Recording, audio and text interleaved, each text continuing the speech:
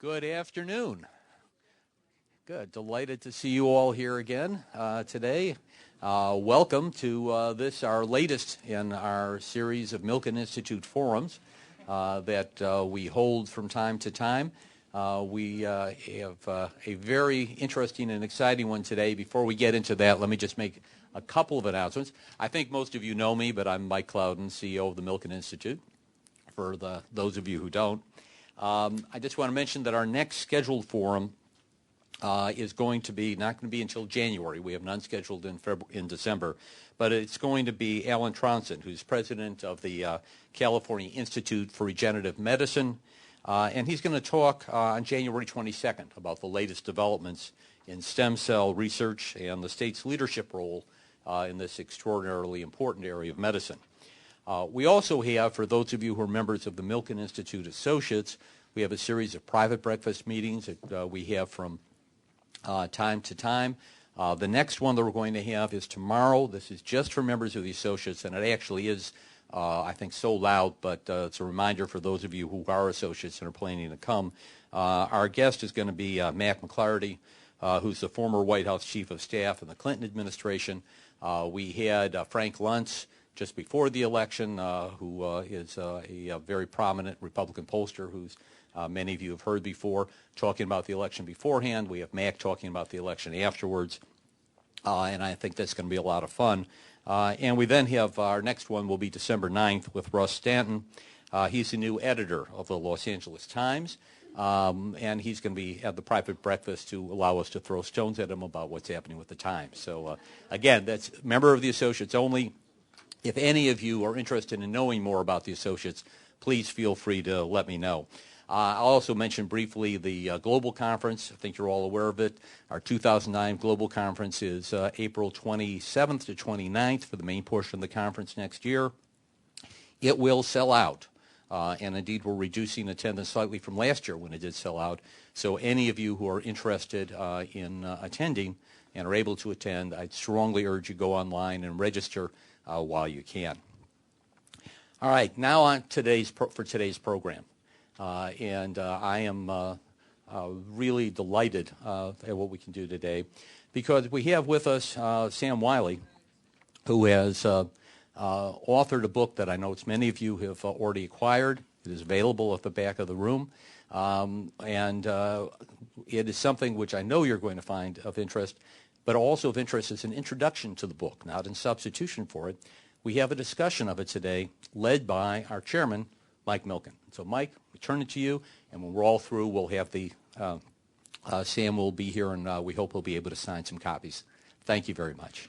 Thank you very much, Mike, and welcome, Sam. Well, thank you, Mike. It's good to see you. I thought before we began, I'd maybe talk a little bit about Sam that some of you might not be aware of. And a lot of us, our families have come to the United States over the past few generations. Sam has most of us beat on that way, and that Sam's relatives, his ancestors, arrived in the United States in 1667. So even though Sam is one of our country's youngest and most dynamic entrepreneurs, his family arrived a long time ago, 1667. Kate and John arrived and settled in Maryland. Now, one of Sam's great-great-great-grandfathers graduated from Princeton in 1763, a year or two before James Madison. Went to work later, as you know, in working on our Constitution. So Sam has a long commitment to the United States, his family. There's a couple things you might not know we'll talk a little bit about today. I think in the late 1960s, Sam, for the first time, became active in politics, backing a young politician out of Illinois, the Obama of the Republican Party at the time that Sam would refer to him. Then became active, particularly when Bush 41 was running for president and vice president, etc. And some of you might be surprised to know, but Sam was a supporter of Obama in the primaries and in the general election here. So that's a topic, Sam, we might spend a few minutes on. There are very few individuals, in the history of the United States or any country in the world who've had as diverse background as a serial entrepreneur as Sam has. And when I think of the word entrepreneur, for me, in many ways, it's a person who's creating jobs, solving problems, etc. And Sam epitomizes that as much as anyone today in our country. Our country has flourished because of its inventiveness and innovation, and individuals like Sam serve as a great example for us. He started with $1,000, and you have your book, $1,000 and an idea. And I think we've had an election here that lets everyone know that anyone has the potential to be president of the United States. And I think Sam wants to make sure all of you know that any of you have a chance to build a successful life and change the world. And it doesn't take a great deal of money. It sometimes takes a good idea from that standpoint. He's worked in many fields, and we're going to talk about that today. But just stepping back, I encountered Sam for the first time in the late 1960s. He had a company called University Computing, one of the first billion-dollar companies in the United States, founded in 1963. And by 1968, Sam, I think it was worth more than $1 billion at that time. You remember those days? For a short period of time. Yeah, for a short period of time, yeah. High multiples. So computer leasing. Then USA Cafes became Bonanza Steakhouses. 1967, and Sam eventually sold that to John Kluge, did you not? Earth Resources, oil refining, silver, and others, sold in 1980. Sam founded a company called Daytran, in many ways similar to what MCI was doing at the time, and led eventually to the divestiture of AT&T. Co-founded Sterling Software in 1981, sold it in 2000, part to AT&T and part to Computer Associates for $8 billion. He bought an interest in Michael's Stores, $1 million. The company was sold in 2006 for $6 billion. So you can see here there's quite an eclectic interest from Michael's Stores to Sterling Software to Daytran to Earth. And then, like any good entrepreneur, he co-founded Maverick Capital, a hedge fund, of which is still one of the largest stockholders, or maybe the largest stockholder of the company today.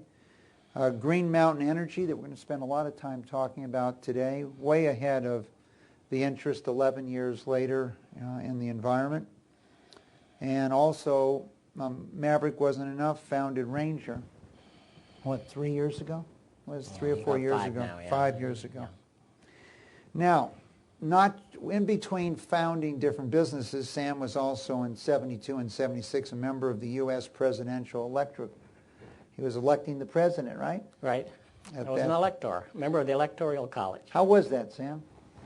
Well, actually, it's kind of automatic. You pledge to somebody or the other. And as you said, I started with the Barack Obama of 1968, a guy named Chuck Percy, who was senator from Illinois. Actually happens to be one of the hero figures of the president-elect. I had met Chuck Percy at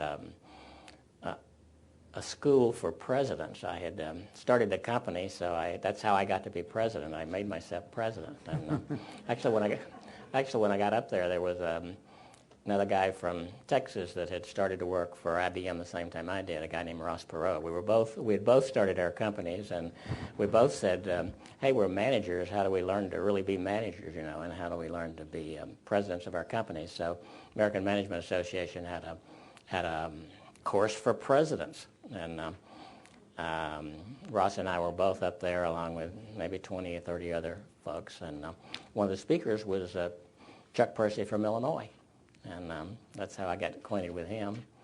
And later he came to town and said, I want to be president. I want to be nominated by the Republicans for president. And I said, how can I help? He said, get me a delegate vote from Texas. And I didn't know anything about how the parties worked, but the guy who was the chairman of the Republican Party, Peter O'Donnell, happened to be a neighbor of mine, so I went to see Peter. And he never asked me who I was going to vote for. And he'd had trouble with a lot of his people if I told him, but he didn't ask, so I didn't have to tell him. He said, well, there's 2 ways to become a delegate to the Republican nominating convention. One is to work in the precincts, work in the trenches for 15 years. And the other way is to write a check for $50,000 of my budget. And I said, I don't have the 15 years. I'll have to take the second one. So how does that work? And he said, well, we both vote down at the fire station. So you go to the fire station, and there's 2 signs up there. One says Republican, one says Democrats. You vote in the one that says Republican. And then I can do that. So, and after that, they have what they call a precinct convention. You can come or not come, but basically your name will be on the list and you will win. And then we do the same thing in North Dallas for North County. It was like Mayor Daley's operation used to be in Chicago. So your name will be on the list and you will win. And then you go to the state convention at Corpus Christi, same routine, and then you're on the way to Miami. So I became a delegate and was plugging for my friend Chuck Percy of the Young Presidents Organization, but turned out Chuck couldn't even deliver all his delegation from Illinois, and so I got to the convention, and it was a choice between Nelson Rockefeller, the governor of New York State, and Richard Nixon, the former vice president who had already lost in California. And the third one was this actor from California. And I dismissed him right away. I said, actors can't be president. This guy named Ronald Reagan. So anyway, I ended up, actually I found out I was wrong. I mean, actors can be president, and if you're not an actor, you probably can't be president. So got to be.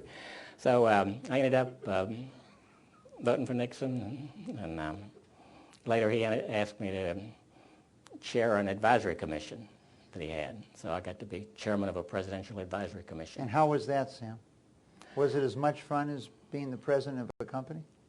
Well, it's totally different now. I mean, we had this huge committee of those with noble ideas, and but actually I figured out that by putting my guy from Dallas in as executive director, we could sort of run the agenda. And but we had what was then the most prominent people in the country. The cities were burning, and it was a campaign promise called Black Capitalism, and was translated because the Mexican Americans wanted to get in on it, the Cubans wanted to get in on it. I mean, everybody that had a community wanted to be in on this new thing. So it was translated into Minority Business Enterprise. So I was chairman of the President's Commission on Minority Business Enterprise, and we worked on ways that we could help create businesses in the minority neighborhoods. And how would you rate the success of that, Sam? Well, mixed, I would say. It's like most things the government does. It does some good stuff, and it does some things that don't work out. We had a lot of things that didn't work out, but we had some things that survived. You know, over the years, Sam, we had a chance to finance many people that started their careers at IBM. Ken Ponticus founded Comdisco when he left IBM. How was your experience at IBM? Oh, I thought IBM was the greatest company in the world. Did you wear a white shirt? I absolutely wore a white shirt. Nothing but a white shirt. A guy who wore a blue shirt to work got sent home by the brand manager. Now, I was impressed with a guy who had called on my dad when we published the weekly Delhi Dispatch. And back then, IBM had some equipment for newspapers that kind of came out of their electric typewriter division. And this guy was so articulate and so smart and so well dressed. And he was just a good representative of the company. I'd never heard of IBM. And plus, There's only one guy in town that drove a Cadillac, and that was the guy who IBM owned the salesman? bank. No, that was the IBM. The second one was the IBM salesman. The first guy was the guy who owned the bank. Okay. Now, how was your interaction with Ross? How long did the two of you interact? Well, we both went to work at the same time for IBM. We were in an IBM training class, but learning to. Back then, you still had to use plug boards to take one wire from one place to the other to make the printers print. So we were both learning how to, plug board electric accounting machines. Then it was computers were just becoming, and they hadn't even called it computers yet.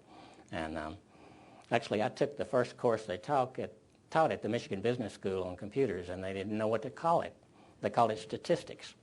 And nobody in the business school could teach it, so they brought an engineer over from the engineering school at Michigan to teach it. And we learned to program an IBM 650, which had had 2,000 words of magnetic drum memory. This was when you were just moving from vacuum tube technology to transistor technology. It was long before the semiconductor came along. I remember. So, Sam, do you have any stories that you would share with us about Ross? Well, we both went to work for IBM at the same time, and actually we were pretty quickly in separate divisions. He was in the hardware division, and I was in the software, the services part of it. So we were actually working in the same office, but we stayed acquainted, and later. IBM hadn't promoted me to manager, so I quit and went to work for their competitor called Honeywell. And IBM quit and started, Perot quit and started his own company. And when I was trying to sell a Honeywell computer to knock out IBM, talked with Ross, and I schemed on how we might work together. And IBM controlled, back then there was no second-hand market. IBM controlled all the pricing of the equipment. And the way I was able to win the account with some help from Ross was to get his company to advertise for sale this precious thing that Republic had, which was an early delivery time on an IBM 1401. And we advertised it in the Wall Street Journal for sale at a discount, and ultimately that enabled me to win the order for Honeywell. It busted the IBM account control. Now, Sam, as you think about your days at IBM, Ross's days at IBM, and I think about Ken Ponticus, who left and built the largest computer leasing company at the time in ComDisco, is there any lessons that you would suggest to us on how a large company can keep people that are entrepreneurial? Is it possible? Could they have done anything different? Would you have had a long career with IBM under any circumstance? Well, it's harder if you're a big company, but they can do it kind of the same way I did it. You can break your business down into autonomous divisions and have leaders of those divisions who may be president of the division and who can each has its own team. No, I don't know if I was running General Motors today. I don't know what I would do. Maybe liquidate. So, I think this is one of the challenges we would leave with everyone, and is we think quite often that it's really hard to compete against large companies, when in reality there's an enormous challenge for large companies to keep an entrepreneurial and to try to compete with small companies who can move quickly, etc., and gravitate quite often to people that are much more entrepreneurial. So let's move from computers for a moment to Green Mountain Energy. Long before people really focused on the environment, long before these issues, what gave you the impetus to found your 10th or 20th company in an industry you've never been in before, Green Mountain Energy? Actually, inspiration was my daughter, Christiana, stand-up Christiana. She was in the 5th grade then. It's been a while since then. We should point out that Sam has 6 children, with Christiana being the youngest. Right. and 10 grandchildren. Right. So she was in the 5th grade, and what happened? She was in the 5th grade, actually, out here at Berkeley Hall, where Mulholland crosses San Diego Freeway. And she came home one day and said, "Dad," actually she calls me Papa. She said, "Papa, Well, that's pretty good. what are you going to do about all these poisons they're putting in the air? What are you going to do about air pollution?" And I thought, my Lord, what am I going to do about it? So that's when I started thinking about it. And it was a little later, I guess it was 11 years ago, that we started Green Mountain. And at first, we called it greenmountain.com. And the reason was there was Wall Street was giving free money to all the .com companies. And we said, well, so we said, well, late 1990s, just want to set the stage. yeah. I said, well, hey, if all these characters from Silicon Valley can get free money that when they don't have anything but hope for the next 5 years, why can't we do that too? Plus, we're going to save the planet. So we actually tried to take Green Mountain public in the summer of '99, and we failed. Did you have any revenue? We had no revenue. No. That was the right thing to do then. No, but we had hope, you know. I mean, the whole electricity industry was deregulated. It had been these electricity monopolies that, owned the customers, and they were going to have to accept competition. And I'd done that before. I'd been a monopoly buster and helped bust up AT&T. And so, of course, it's kind of different in that telephone business was, you had to win in one place, which was Washington, D.C. It turns out in electricity you got to win in California, and you got to win in Pennsylvania, and you got to win in Texas. And we failed to get our capital, but we kept on trying. We ultimately got in, raised capital privately. We're about a half owner of the company, and British Petroleum is about a quarter owner. And how much capital have you raised to date, Sam? I've put in $150 million, and the partners have put in about that much too. And it's actually worth, even at today's prices, more than we put in. I just want to set the stage for everyone that at the time that Sam has founded Green Mountain Energy, Maverick Capital has been formed, that Michael Stores is still growing and building. Sterling Software is expanding at this time. And so all of these things are still going on. How have you allocated your own time to these different businesses? Not in any really scientific way. Just kind of what I felt like I needed to concentrate on the time. And in each case, I was able to recruit a good leader, a good president, a good chief executive, so that I didn't have to be responsible for making key decisions in the operation of the company. I needed to understand the strategy and be in agreement with whoever was running it on where it was we were going and basically how we were going to do it. But I didn't need to execute. So let's go back. $1,000 an idea. What was your big idea, do you think, on Green Mountain? Well, we've got the inspiration. Christiana has come home and asked you to save the planet, and what you're going to do about that. What was the idea? Well, most of the electricity was made out of coal, from coal plants, and the next most out of natural gas, which is cleaner for the planet than coal is, but it's still a fossil fuel. So basically my idea was if the customers have had no choice, they could only deal with the electric monopoly.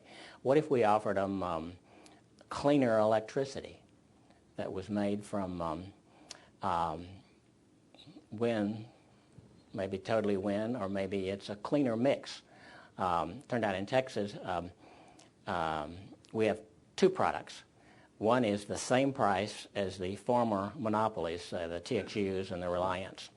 And it's priced the same, and it's cleaner. It would be some mix of heavily natural gas along with, say, wind power. And then we have pure wind power, if you really want to be patriotic, and it's 10% more. So we found we could sell a clean product at a little premium, but not a lot of premium. So let me paraphrase, I think, for everyone. So the idea, the concept was, would you be willing to pay more for clean energy or cleaner energy? Right. And so if you were willing to do that, willing to pay a premium, whether it's 10%, whatever the percentage is, you would come through the grid and provide that power that they could sign up for. So therefore the consumer could make the decision to pay more. So if we went to, let's say, the grocery business today and Whole Foods, and they had a promise of that it would be not have chemicals and it would be organic, you get the opportunity also to pay more. Right. In your case, you essentially told the consumer what percent. So let's talk about this growth of this Green Mountain Energy over this period of time. How did you get BP to partner with him? Well, first we'd failed to get any of the free money they were giving away in Wall Street, so we had to go raise it privately. And one of the people, we pitched it to a lot of places, and BP was interested. I mean, they had. BP, I think, just as a background for everyone, has been committed to alternative energy, et cetera. Their largest commitment, even larger than the Green Mountain, was a commitment to University of California, Berkeley. Stephen Chu, they committed $50 million a year for 10 years, $500 million, particularly focused on solar, et cetera. What has the experience been like? Has it evolved as you thought it would? Well, it was. We started out losing. The rules are made in the Sacramentos and the Austins and the state capitals rather than in Washington. Winning in Washington is just the beginning of the game. First market to open up was actually California, and we came out here and we lost millions of dollars trying to start a clean energy business. Actually focused on residences. We're not talking about the business marketplace. We're talking about household. And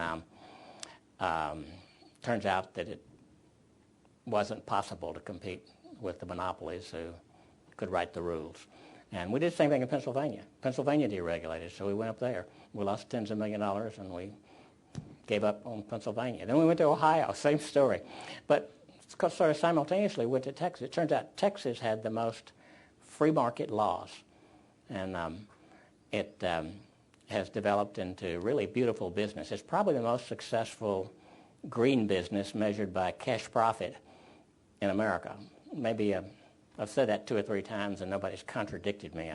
I'm guessing it.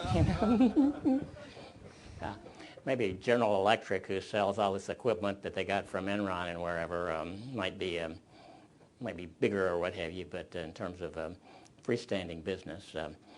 We'll do over $350 million in revenue this year. We'll make a $35 million cash profit. We paid ourselves $21 million of dividends so far. We'd make $1 million more, except that a bunch of folks called Lehman Brothers went bankrupt, owing us $1 million worth of electricity. They were our hedge. You know, we'd sold it to the customers, and we bought it from Lehman Brothers. We lost another couple of million on the hurricane. There's still some houses in Galveston, Houston that aren't connected back up after Hurricane Katrina. But even taking hits like that, we've got a very profitable company. Sam, when you think about, and for people here going into a business, so in Green Mountain, the idea was that you could deliver cleaner energy for those that wanted. It was a commitment to the country. It was a commitment for those that are interested in it, environment, etc. But you were, as you've outlined here, you were going against a system that, unlike being all centered in Washington, was centered in different capitals and different states, and therefore the utilities that existed had the ability to support legislation that could inhibit your efforts. I know Bill McGowan used to tell me all the time at MCI that every day there was a bill introduced that would put him out of business. And in forming his company, which was headquartered in Washington, D.C., at the beginning, 70% of all the employees at MCI were lawyers. Right, yeah. And so they called them the law firm. Yeah, right. But they were constantly going down. Well, Bill McGowan was a genius. He opened his company across the street from the Federal Communications Commission. He was with them. They were with him every day. So when AT&T only had 99% market share. The utilities who've been there for decades in competing. How was it with Michael Stores? What got you interested in Michael Stores? Well, it was, in my view, it's sort of a grandchild of Bonanza. First, I was in the budget steakhouse business. And most people wouldn't think it's a logical step going from a budget steakhouse, to a craft store. No, it really wasn't. It actually was even more complex than that. There was a friend of mine named George Griffin who'd worked for Jimmy Ling at LTV, and I remember him well. And George had a problem. He had been hired to sell this arts and crafts company, and nobody would buy it because the son, who was the creator of the business, was at war with the father who owned the business. And so anybody who looked at it would say, how are we going to untangle this bucket of worms? And basically I was looking at it because George Griffin was bringing it to me. So what is the lesson to be learned? If you have an idea, bring it to the right person. Yeah, right, yeah. And now this company at one time, going way back in history, was part of a conglomerate called LTV. And it came with the Wilson complex, which was a meat packer, had sporting goods stores, had an arts and crafts store, and George Griffin, who Sam was talking about, was the CFO of LTV in the early 1970s, and a number of these businesses were exchanged for debt, something we might talk about, in order to recapitalize the company, similar to what you're going to see today occur in the next couple of years here in the United States. But let's go back to this arts and crafts store. What did it have to do with the steakhouse? What did it have to do with the steakhouse? You said there was a link to Bonanza. I think of it as a grandchild. I don't remember the exact link, but that's how I got into retail stores, was with the budget steakhouses. Okay, so they all had stores in a strip center. They had stores, yeah, and this was about 12 stores for sale, and I thought it was, if you can make one of them profitable, and then you can make 10 of them profitable, and if you make 10 of them profitable, you can make 100 of them profitable, and so it was about 12 Michael stores when we bought it, and it was about 600 stores when we sold it. It took about 20 years to grow it. I think one of the, let's get to, I'm trying to drive to the idea here, and I think this is one of the things that a lot of people don't really focus on, Sam, is you want to get a model that works. Can you make one store profitable? Can you figure how to deliver it? A lot of times people want to open 10 stores before they've totally settled on what is the model for the business, what are the margins for the business, and can you make it work once or twice? And once you figure out how to make it work once or twice, then you have the opportunity to open it on a series. Right, and that was what appealed to me about Michael's, was that every store that they had ever opened was not only profitable, but was running at 10% same-store sales increases. So, it had 35,000 products. I mean, these are all kinds of gadgets and How stuff. many people with us today have ever been in a Michael's stores? Hey, Sam? Right. See how many people? Yeah. Hey, that's terrific. That's great. Yeah. Actually, I bought the chain without ever going into a Michael's store. And Okay. Now, we would not generally recommend that as a strategy. No. But actually, if I'd gone in the store, I wouldn't have bought it because there's nothing I understood. So you were just looking... picture framing, I understood that. I'd taken pictures down to be framed, but none of the rest of it. So what you liked was the model and the profitability of the business. Right. What about the people that work for the company? There was no great central management. Actually, it was... I spoke of this decentralized model that I always liked, and actually that's how, the way they had built it, every store manager ran his own store. He did his own bookkeeping, everything. There was nothing that was centralized, absolutely nothing. And I kind of liked that. Actually, I understood sort of the theory that long run, if you're going to make it in retail, you are going to have to centralize purchasing and things like that. But this was not the case. Everything was run by the local store manager. Now, one of the things that has another lesson to be learned, particularly in retail stores, Sam, is how do you motivate that manager? What incentives do you create for that manager? How do you make that manager feel like they are an owner? Well, the way we motivated them to begin with is we gave them 15% of the profit. And we had, at the time that vice presidents of big retail chains were making $100,000 a year, we had store managers making $150,000 a year. So we didn't have any trouble recruiting. Actually, it's kind of the way Sam Walton started when he started Walmart. I mean, I probably read about half a dozen biographies of Walton, and when he started, he did it the same way. Later, he centralized all of these things and got it all on the computer, and we both went through the same routine. But when he started, he just said, I can run a store, and I can recognize somebody else who can run a store, and that's the way he did it. One of Sam Walton's big technology creations was first he just drove to the other store, check them out. Then he bought an airplane because he had to fly a little farther, a little single-engine prop plane. So it's all kinds of technology. I think one of the things that we would stress is just how important that individual is. And I think in the Michael store case, you've talked about how a person could make more money running one Michael store than running a retail business. And when I had met Sam Walton for the first time, 1974, Sears was exactly 1,000 times larger than Walmart. Yeah. They had 1,000 times as many employees. They were 1,000 times bigger than Walmart. But the facts were that they could not compete with Sam Walton, nor could AT&T compete with MCI. So you could have 1,000 times as many employees, but that one individual was driven. Sam, I know you just talked about you're a reader. You're a voracious reader. You've applied, looks to me, a lot of what you've read in literature and history to your businesses. What created this love of reading for you? It seems like I've read all my life. I know my parents read Gone with the Wind to me when I was 5 years old. They would read to my brother and me at night. You and Charles? Me and Charles, right. How was that reading? How was that reading? Was that before the movie came out or after the movie? Actually, it was before the movie came out. No, in fact, it was, I remember when the movie came to our little town, it was the first color movie I ever saw. So, now that little town, what was that little town?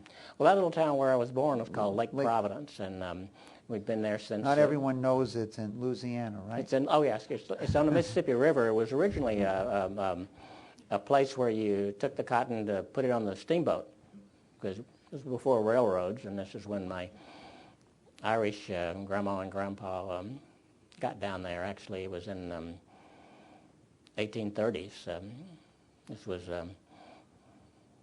their parents had come from Ireland, and his older brother had started Kenyon College in Ohio. And then the older brother trained the two younger brothers, and my great-great-granddaddy was the middle brother.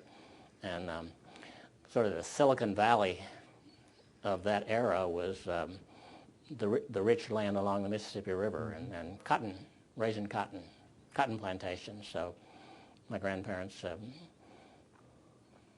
started into raising cotton, and actually part of that land came down to my dad, and we had 400 acres. Is that 400 acres still in the family?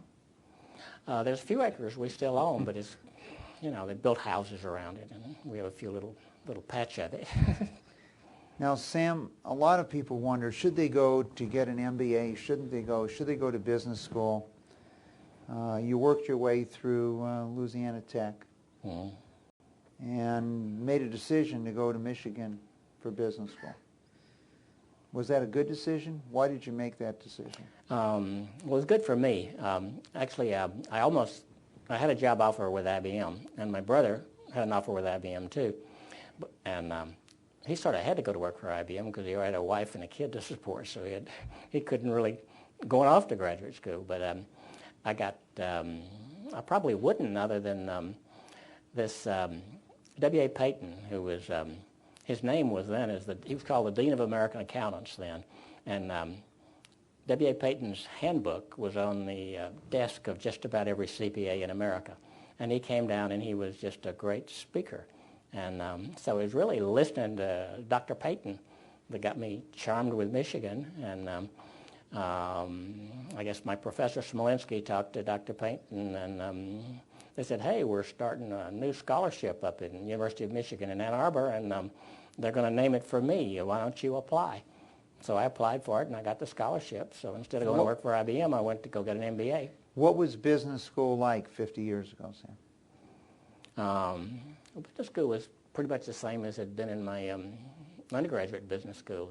And in fact, really, I had had so much business courses, I didn't find much new to take then. The one thing that intrigued me was this statistics course, which was really learning how to program the IBM 650. That intrigued me. From that standpoint. Now, Sam, when you grow up in Texas or Louisiana, a lot of time we've seen a few movies on those Friday night football games, those Friday night high school football games. You write in your book about lasting influence your high school football coach had on you. What are some of the lessons you've learned from your high school football coach? Well, I learned a lot, really. It was you sort of have to understand the culture of the town. It was high school football was like the town religion, and it's something that everybody that you knew went to. And so actually my mother had told Charles and me, you're not playing football. Your dad still limps on his gimpy knee from his playing high school football.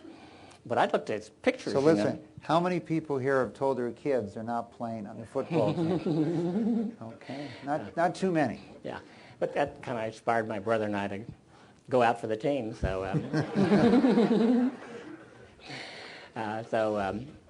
that's why the people here didn't tell that to their sons. Yeah. And so I learned something about goal setting. My first goal was just to make the team. Once I'd made the team, then I wanted to make the starting lineup.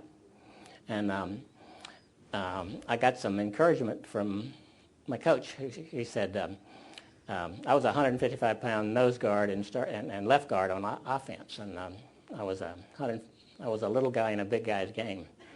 And but I had on defense, I had a 220-pound guy on one side and a 240-pound guy on the other. And now Coach Richards said, "Look, you're a little guy in a big guy's game, but it ain't the size of the dog in the fight. It's the size of the fight in the dog." So he said, "You're not big enough, but you're quick and you're smart." And quickly I could figure out what everybody else was doing. And sometimes if you can just get there a second ahead of a piece of a second ahead of the other guy, then you can help make the play work. So once I had made the team, then the goal was to beat Tallulah. Now, did Charles make the team also? Oh yeah, he was a great running back. It was easy for him. It was hard for me. Well, deciding to be an offensive and defensive lineman, Sam, wouldn't have been the first choice, right? Yeah. But no, our new goal became beat Tallulah. Tallulah were the Darth Vadars of North Louisiana football. They always went to play for the state championship, and along the way on Thanksgiving Day, they would come over and stomp Delhi. That was my high school, Delhi, then. So our goal became beat Tallulah, and lo and behold, my junior year, we beat them 13-12, and we were out of goals. What do you do after you beat Tallulah? The world, we hadn't thought that far. We're in the playoffs, so we win the next one. Finally, we play for the state championship, and we lose. Actually, high school was named Clinton. No relation to the governor or the president. And so it's a long ride back. This was from South Louisiana where we played these guys. And on the way back, we thought of a new goal. We want to be state champs. So we talked my brother into staying over. He had a scholarship offer, but back then you could play another semester, and if you were under 19, and they invented a math course for him to take. So he stayed over, and we just blew through everybody, and we won the state championship. Well, congratulations. So what lessons did you learn from the coach? I learned persistence, basically if you really got a goal, just keep on persisting at it. I learned to stick to it, And I learned to fail because sometimes we failed. Sometimes I failed. Sometimes the team failed. So I learned to fail a lot. But it really is like I wrote in the book. There's what's the poet? He says, if you can meet with triumph and disaster and treat these two imposters just the same, you'll be a man, my son. Kipling. Kipling, yeah. Well, I think, Sam, let's turn our attention back, if we could, for a moment, to the environmental policies. I think in the book you really focus on 4 policies: caps on emissions, global agreements on standardized tariffs, carbon consumption tariff on imports, a carbon consumption tax with cash back to the taxpayers to offset Social Security. Are any of those 4, would you like to go into some detail? Yeah, I would call it the tariff. It's a tariff and a tax. And it's a tax, it's a tariff on the carbon dioxide content of products brought into this country from anywhere. And there's an equal tax. It's a fair fight. There's an internal. And we started at, say, $20 a ton of carbon dioxide, and we build it up year by year, say you raise it $20 per ton every year. So you get the cost of carbon, you get the cost of cleaning up the planet, and you can't just clean up Texas. We cheer when the 10 new coal plants become 3. But in the meantime, China's opening a new coal plant every week. So if you're going to solve the climate change problem, it's got to be done globally. And so you don't just put the cost of carbon on the American consumer, but you do. And you, through the tariff, which if we did it, Europe and Japan would instantly do it, the big markets, so that you would encourage people who are building all the dirty coal plants to clean them up, because there's cleaner ways to do things. But carbon is sort of mispriced in today's world. And I'm not basically I'm a little government guy. I'm not a big tax guy. But a big attractiveness is that you don't let any of the money stay in Washington. You take all the cash and you use it to reduce payroll taxes, the Social Security taxes, the Medicare taxes, so that all the money that comes from the people in total goes back to the people who are paying payroll taxes. And one reason this is important is because entitlements are a huge problem. How are you going to pay all of these promises for Social Security and for Medicare? The beauty to me is you take it from a tax on payrolls, a tax on work, and you put it on a tax on consumption. I think a consumption tax beats a payroll tax.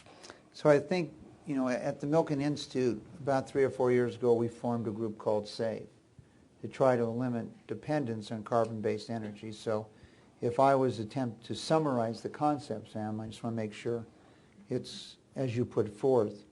The concept is that there's a certain amount of carbon generated in the creation of a product. Right. And so at the moment, whether it's been the air, in many cases water, we have underpriced resources that exist. And so by proper pricing of that product, the person who's putting out the product, by having to pay a tariff or a tax on it, will figure out what is the energy, how they're creating that product, and causing them to go back and rethink to reduce the tariff. Is that the concept? That is the concept, yeah. Okay. I think when we look at this, there has been some good examples of this we can all point to. A number of years ago, there was a great concern over acid rain. Movies were made on it, etc. And by creating the sulfur index bonds and other things where you had to reduce emissions, and if you couldn't reduce emissions, you could go buy credits. A financial market that existed, acid rain has been reduced substantially as an issue in the world today by putting a cost on those that produce it. Sam, before I open it to questions, I wanted to maybe talk to you about your place in Aspen. So it gets pretty cold in Aspen, and we understand that you've been using old blue jeans, in the walls of your house here. Yeah. to reduce energy. What is that technique? Because a lot of us have some old blue jeans. Yeah, well, that was actually my daughter Kelly's idea, and it's an insulation, and it sort of keeps you don't send the blue jeans to the to the dump and just have them ferment there. You use them for insulation for your house. I never know really when to send the blue jeans to the dump, because my daughter has a store called Milken. I noticed that they sell new blue jeans with holes, in them. So I'm Well, they're not worth sure more. Yeah, all right. whether you send. Yeah. As you think about the country today, Sam, and the decisions that government and leaders are making, one of the things you've always been focused on is kind of creation of jobs and opportunities. If you were called by Obama today, what were some of the suggestions you would give him? Well, I'd say do what you campaigned on in this green area, this environmentally friendly area, because he believes that you can create 5 million new jobs by investment in clean air through clean energy, ways of cleaning it up, and I believe he can. And actually, one thing that the clean energy industry needed happened as a byproduct of the bailout of the banks, because it's a renewal of the production tax credit. If you invest $3 million in a windmill in West Texas or Kansas or North Dakota, this great, wind belt that Boone Pickens talks about a lot. From North Dakota down to From North Dakota down through West Texas. It's on the eastern side of the Rocky Mountains, and that's where you got the best wind. And so today you can put $3 million in a windmill, and you get a $750,000 tax credit. And how long is that in effect for? I'm not sure. So we need to build them quick. It needs to be for 10 years so people will do it. I think it was expiring like next month, and it got renewed at least, I think, for 18 months. But I'm sure, I think, clearly I think the new government, the Congress, and the President are going to do that. Now, Sam, one of the things that we've seen over the years, one of the reasons why we're probably still dependent on carbon-based energy, is that the price of oil has gone up and down. Right. So if you remember, in the early 80s, 80, 81, when it got up to $40 a barrel, people said it's going to go to 100. And we financed a number of companies, as you can remember, and President Carter in the late 70s had told us that finding energy was the moral equivalent of winning the war. But instead of going from 40 to 100, it went to 10. Yeah. And therefore, all those people that went out and looked for new sources of energy, alternative energy, many of those companies failed as the price of the commodity went down. So today, we're faced with a situation where the price of oil had gone up to close to 150. Today, it's back to the low to mid-50s. Right. What do you see to keep the impetus going here if the price of the energy continues to fall for alternative means? Do you think this tariff and other ideas to price the carbon? Yeah, I think your Milken Institute guys had a good idea. They talked about putting a $50 floor on oil. That was long before it ran all the way up to where it went to. But it's looks like a pretty good safe haven right now with what oil is doing. I think it is a case for that kind of government action. Long run, I like my carbon tariff and tax that gets the cost of carbon, and it motivates investment in whatever it is instead of trying to pick the winners. So it is estimated, Sam, that people have estimated as much as 25% of the pollution in the Great Lakes has come from China. That it's something that came in China, the wind blew it here, etc. And so your tariff idea really, one is in products. What do you do about the movement of air and putting it in the air and it moves? Well, the Americans have to do it in America. The French have to do it in France. The French have already gone to 80% nuclear, so they got a fairly clean place. But ultimately, it has to happen in China. It has to happen in India. It has to happen all over the world, all the countries, Indonesia, wherever. And that's why I think putting the cost into the product. And we can track it. I mean, just the same as this, these global positioning systems that can lay a bomb with any 1 acre plot anywhere in the world. You can check out where the carbon's being created. And if people agree to a... So basically, the opportunity to cost out the production mechanism and the release of pollution in the air or build in the product. So Right. the fact is the cost of producing something in China or Vietnam with a high carbon footprint is substantially higher than the current cost Right. associated with society. Okay, so potential of millions of jobs focused on green energy in the country, et cetera, environment, et cetera. You have 3 other suggestions for the president tonight, Sam. What are the others? Well, I forget what they were. Well, you could think of any you want. Yeah. Oh. So besides the environment, what other things do you think we need to do? Well, my environmental plan is also a fix the entitlements plan. I mean, we are on a go bankrupt for America plan now with all the spending for the entitlements, the Social Security, the medical things, and those have to be addressed one way or another. Well, obviously we have companies, General Motors being one, who many people, they could say, thought they were a country. They were providing lifetime health care and lifetime pensions. And over the last 20, 30 years, it has drawn most of the capital out of the company. And so how would you fix those entitlements? Well, I know that you can fix the big car companies. I think the competitive marketplace is going to fix them regardless of whether the government gives them a little more time or not. And the Chapter 11 is there for things to be reorganized so that something competitive can come out of it.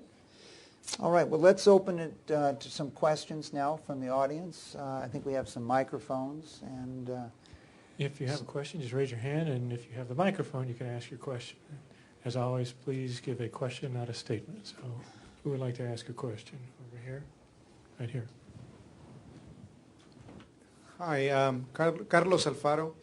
Looking at it from a venture capital standpoint, how does the changing demographics in America play a role in the decisions that you make in the companies that you fund, if any? So to paraphrase that, Sam, in this year's election, I believe Caucasians made up 71% of the voters. 4 years ago, they made up 81% of the voters. In the state of California, beginning in the year 2000, more than 50% of the children born in the state of California were born from parents whose ancestors came from Latin America.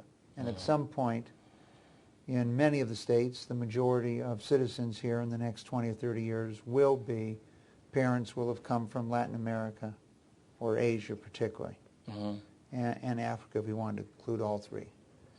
How does that changing mix, ethnic mix, how do you think about that in your business?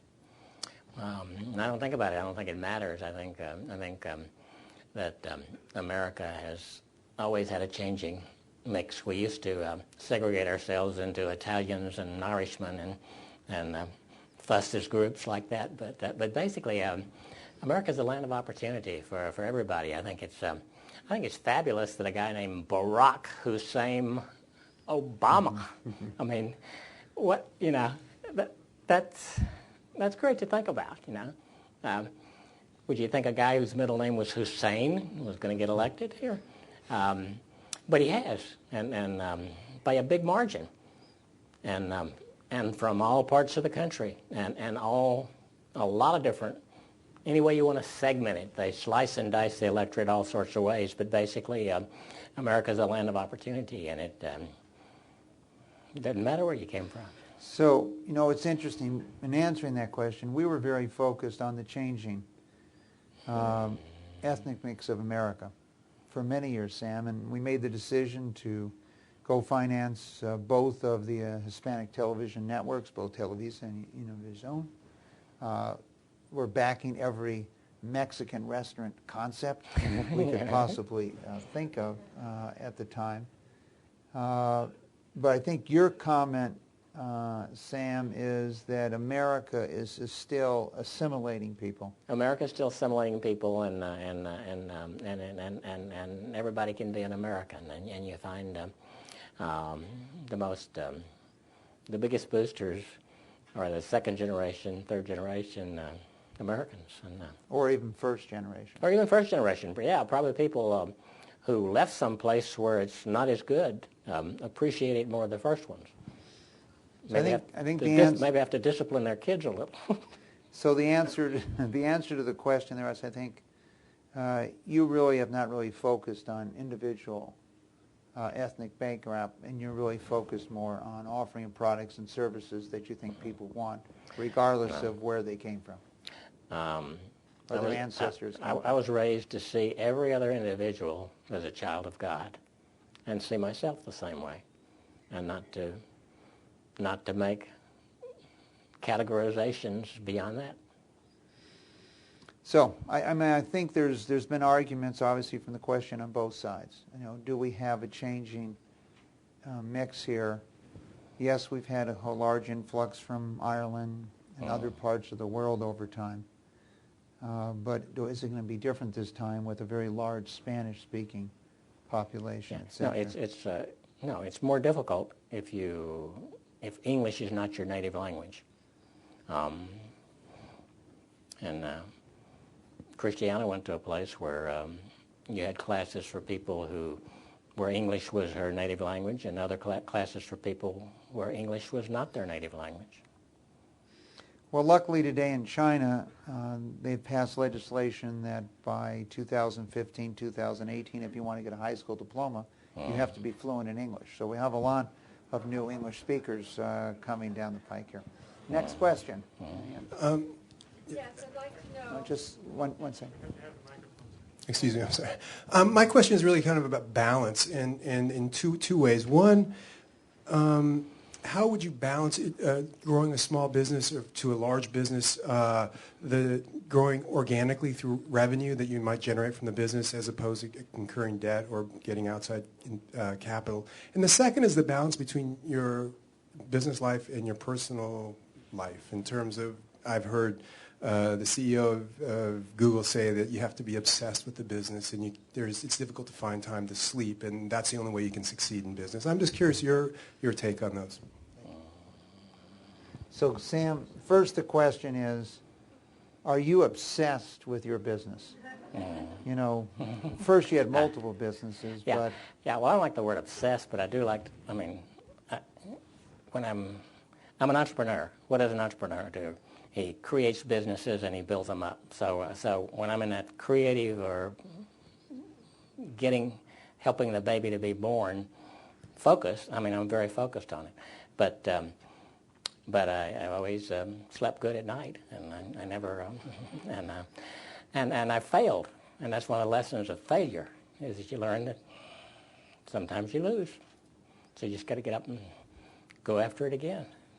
So I think the issue also is, Sam, that you've also tried to find people to run the businesses so that you were not have to be there 24 hours a day, 7 days a week. Oh, for sure. The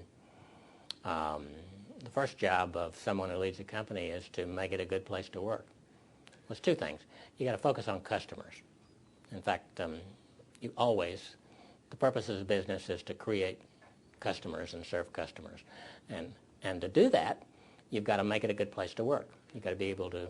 People need to feel good working there, and they need to prosper. So how would you balance, maybe the other part of the question, how would you balance personal life, family life, and business? Or how have you balanced it in your career? My family's always come first. Now the instruction to my assistant was that no matter what I'm doing, one of my kids calls, take it. And how would you, as you think back over all these businesses, were there ever times that it was difficult to balance both of them equally, particularly during that stage of building a business and shaping at the beginning, or when the business was in trouble? Well, there were periods when I spent too many hours working, but it really didn't last very long. No, but it wasn't. No, always had time for my family. Next question. Thank you. Hi. I'd like to know what your view is on why the price of oil is going down, if you see that as a manipulation to keep us dependent on oil, and how does the head of a company devoted to green energy products combat the fact that oil is going down? Well, oil is going down right now, but it wasn't long ago that it was going up, and basically I call that supply and demand. I don't think there's any manipulation in there. I really don't. I mean, I don't know. If I wanted to manipulate the price of oil, I don't know how I would do it. And I don't know how any collection of people can do it. It's just too big. It's a global market.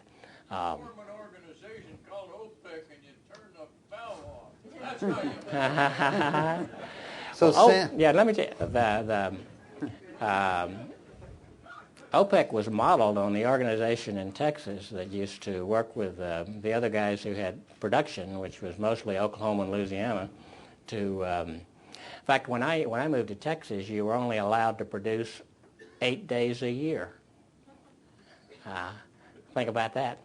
And we'd been the world's biggest producer of oil. We'd won 2 world wars, floating on the American oil. It's a whole lot down now. The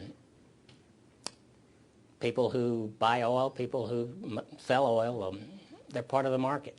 And nobody's going to control the market for very long.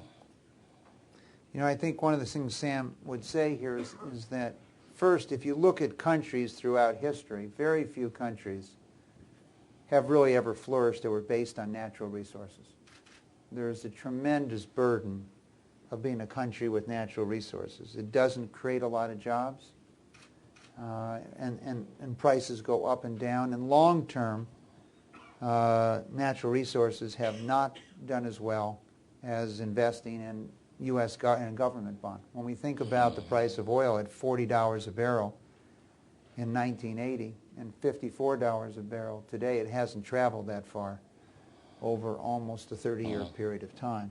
Yeah, and the first OPEC was the Texas Railroad Commission, and they were created after this huge fine came in East Texas, and the price of oil went from $1 a barrel down to 10 cents a barrel. So all the so-called independents said we got to form a club here, but it hadn't worked forever in Texas and in America, and it's not going to work forever in the Middle East. I think the other part of your question that was asked here was the price of oil going down to try to create a disincentive to find alternatives to it. One of the former heads of the Saudi Arabian oil company commented that, if he had his planning, they would not let the price of oil go up so that the world doesn't find alternatives. I think one of the things that Sam has particularly focused on today is it's a lot different than it was in 1980 because from the environmental standpoint related to carbon, there's a different view in the world today. So it isn't just the price of oil. You've combined people that are interested in what the world environment is, safety, etc., and where funds flow. You've combined the entire environmentalist focus on carbon-based energy, and you've combined the concern about balance of payments and many other issues. And so there's kind of a group that's come together to focus on, and I think one of the keys of your question is, will we have, Sam, the will? I think that was a question. Will we have the will to continue to push alternative energy or less carbon-based energy as the price of oil continues to come down? Well, it's harder for the clean stuff to compete at $50 a barrel than at $100 a barrel. That's true. And but 50 was high from where it was 5 years ago, and it does go up and down. We were in the oil refining business and earth resources. We had oil refineries in Memphis, Tennessee, and in Fairbanks, Alaska, and oil went from $2.88 a barrel up to $40 a barrel, which is when we sold. Actually, if you look at the inflated price, it's the same price we sold at. It was $40 a barrel then, and that equates to about it costs about 103. So basically, oil is cheaper today than it was when I sold those two refineries in 1980. That's 28 years ago. Oil is cheaper on an inflation-adjusted basis. I think this question will be played out in the next few years. The $100 billion invested in the tar sands that might need $50 or $60 oil to be viable, what's going to happen with that as an alternative, et cetera. So I think it's an important issue that we'll all be looking at. Any next question? Yes, energy is an industry that typically has a lot of old technologies, and a new technology might be anything that's newer than 50 years old. Over half the energy that we produce every year in the United States is lost before it reaches its final destination. And we talk a lot about a need for new production, new plants, new things, but what are you aware of in terms of efforts to be able to recapture the more than 50% of the energy that we lose before we actually get it to market? So increasing the energy capital, if you will. So the focus on the dissipation of energy from the source before it's used, and the fact that this industry has not really deployed, Sam, new technology significantly over the last 50 years. What do you see driving new technologies, and is there a way, in your opinion, to recover some of this energy that's lost before it's used? Well, energy efficiency has been a big theme of Amory Loving's from the Rocky Mountain Institute guys. They say that's the first thing you need to do is let's get more efficient. And I hate to sound like a broken record, but I think if you put a $20 a ton cost on carbon and you raise it $20 a year every year for 10 years or so, or just keep it on going up, then all of these efficiencies are going to happen. I mean, they're going to happen with cars that get 100 miles an hour. They're going to happen with making electricity cleaner. Those are the big producers of pollution, global warming, whatever you want to call it. So incidentally, we've been a buyer. We were buying Toyota Priuses when they first came out. We probably bought a dozen of them in the family here. So what kind of car do you drive, Sam? I have to confess, I drive a Toyota Lexus, but it gets 7 miles a gallon better than the last one I turned in. I think we've had a few questions that have really focused on the concept here of the volatility in the price of energy, what's going to happen to alternative energy, and I think Sam has attempted probably to answer each question the same way, that by putting a tariff on carbon emissions, you will drive innovation into other forms of energy, and whether that's solar, whether that's wind, etc. And it will be a way to bypass the volatility of the raw material price by taxing the carbon footprint of that form of energy, and that will encourage and maintain interest in alternative energy. Next question.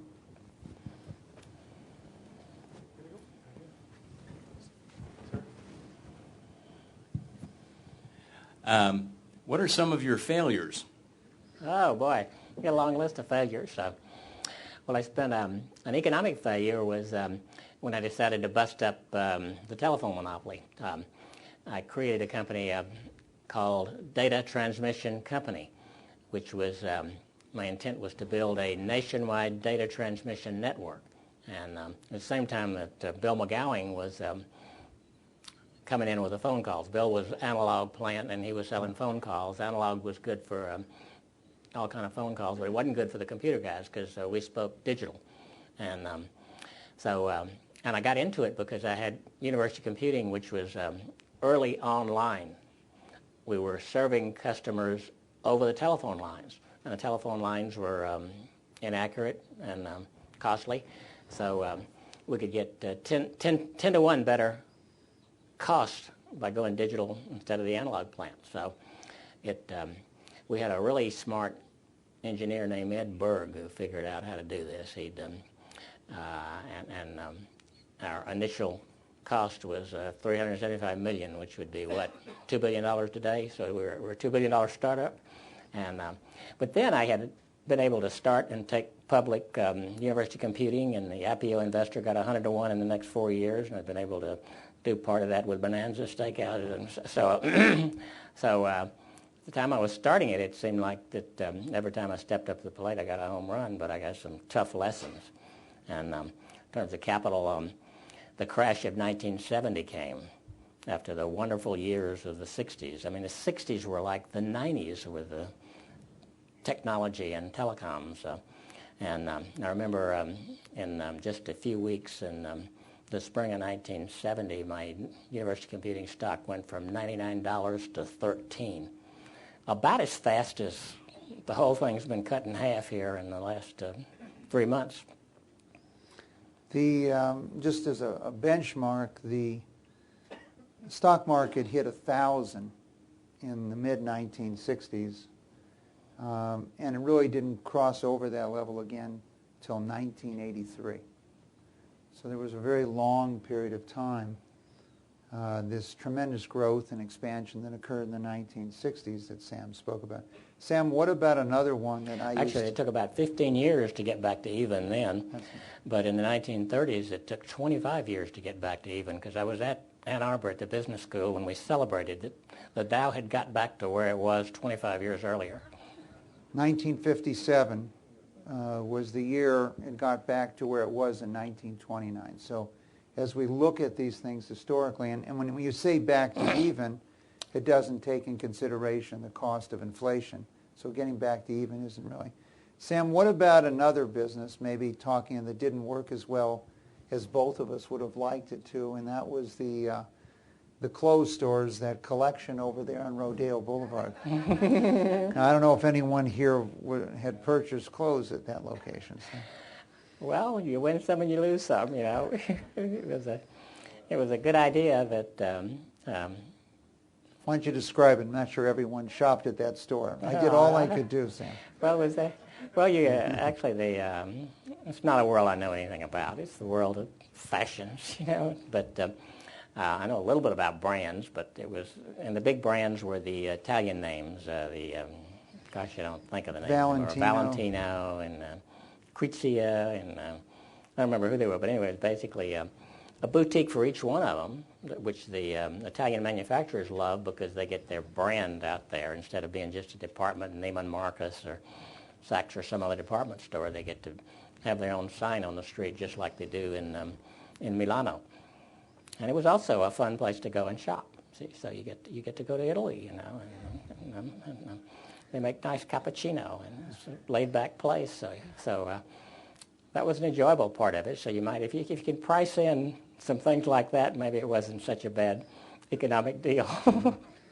Psychic benefits. So this was the Wyly collection, which was on Rodeo Drive and had 3 stores. And I think it just underlines how difficult it is to make money in a high-fashion clothes business. Yeah, well, actually, we took it farther than that. We with that Wyly collection, after having we also bought a chain in Texas called Frost Brothers, which was the sort of the Neiman Marcus of Austin and Texas, and they had just expanded to wonderful places like Midland and Tulsa at the height of the oil boom, and this is when oil dropped from, I forget how much, but 40 to 10. 40 to 10. There you go. Maybe 9. Maybe 9. It could have been 9, Sam. Yeah. Next question. I said 9 in the book. Next question. Hi, Sam. I'm Richard Norris, and years ago I used to work with Ross Perot. I'm sure we could share some great stories. In your opinion, the recent reduction in the economies of Europe and Asia, how do you see that will affect our policy here with respect to energy? Well, I think we're in global markets, and I'm not exactly sure what's the question in Europe.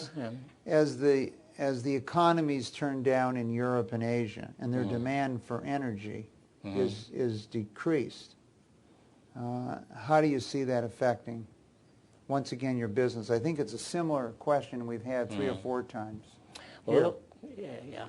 Well, it looks to me like the economies are turning down in Europe and in Asia and in America, and we are, with what's the market's already forecasting a very deep recession that's going to last for I don't know how long. You know, I think if we get it over with in 18 months, we'll be fortunate.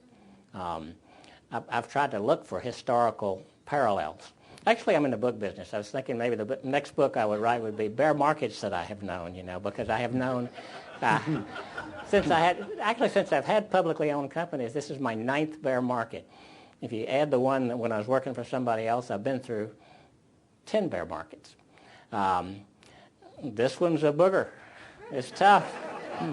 I've been looking for comps. I say, how bad is this? You know, it's nothing in the 90s was like this, you know, but how about the 70s, you know? And I really wasn't around in the 30s, you know, so I don't really know. I know it can't be as bad as the 30s because we got all these, you know, Social Security and everything there. I think at the Institute, we have felt that it's very similar to the 70s, the 73-7 period. And the stock market went down 47% between February 74 and October 74. Interest rates doubled. So unlike the driving down of interest rates doubled. So you had substantial losses on your equities. You had substantial losses on debt.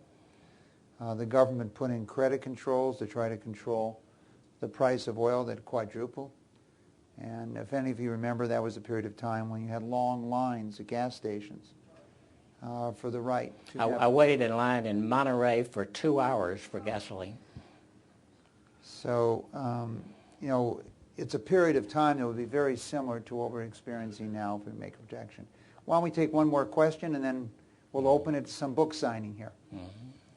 Hi, thank you so much for your wisdom today. I want to get back to the entrepreneur issues, and it's kind of a 2-part question. One is, how do you know when you have a good idea that isn't economically viable? And 2 is, at what... That is or isn't? Is not economically viable. I mean, it's a great idea, but you wouldn't put $1,000 into it. Mm-hmm. And the other question is, at what point do you decide to cut your losses and stop looking for, you know, private funding, like you were talking about with Green Mountain? I don't know if there's a simple answer to that, but if you there's a certain amount of money that you can afford to lose, and if you think it's a good idea, and you'll find out whether it is or not. And but the other actually. Proposing to other people that they invest in your plan is one way of making your plan better, because when people who are good investors really ring you out, you go home and you say, maybe there's a smarter way to do something. And so just going through the process is really good. I mean, if you want to create a business, not everything's going to work. But if you got an idea that you believe in, and keep on trying it, and you know, one day you'll figure out how to make it work. It may be a little different from what you start, but you can make it work. Sam, could you think of an idea that you thought was an interesting idea that was not economically viable? In other words, you thought of the idea, you ran with the idea, but you decided not to pursue it because you didn't think you could turn it into a viable business. Actually, one that came along that you helped me with, I had started a company called Sterling Software, and we bought, with Drexel help, we were able to buy a company 10 times bigger than us called Informatics, and we were able to make it work. We were able to sell off pieces, and we paid 17% for money. You think money's expensive now? And we were able to do convertible debentures. The stock went up, and we were able to pay them off in less than a year. And so then we said, hey, okay, we just got almost 10 times bigger, and there was another one out there that was 10 times bigger than that, and I was going for it, and it was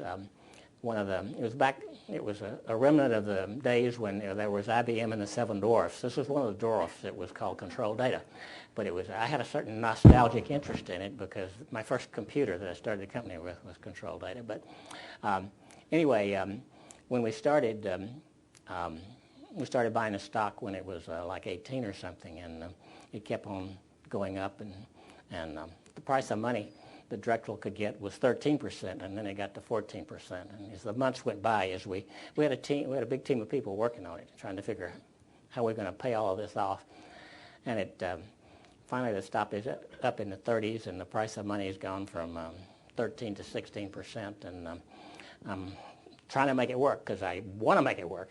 And my brother Charles walks in and said, "Hey, Sam, we don't have to do anything."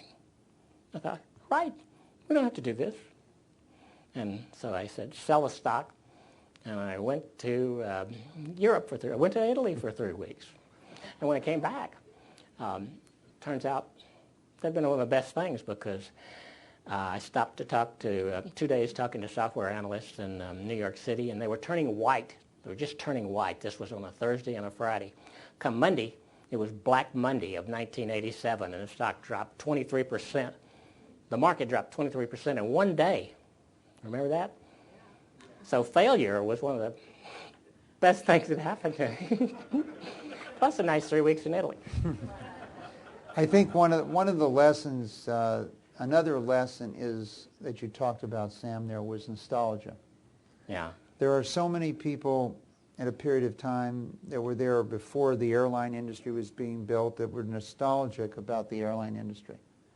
And they wanted to invest in airlines and wanted to invest in airlines. And for the most part, you couldn't figure out any economic reason why you wanted to invest in an airline, but they were nostalgic about that airline. And I remember a number of years ago that we were thinking of buying the Encyclopedia Britannica for our education company.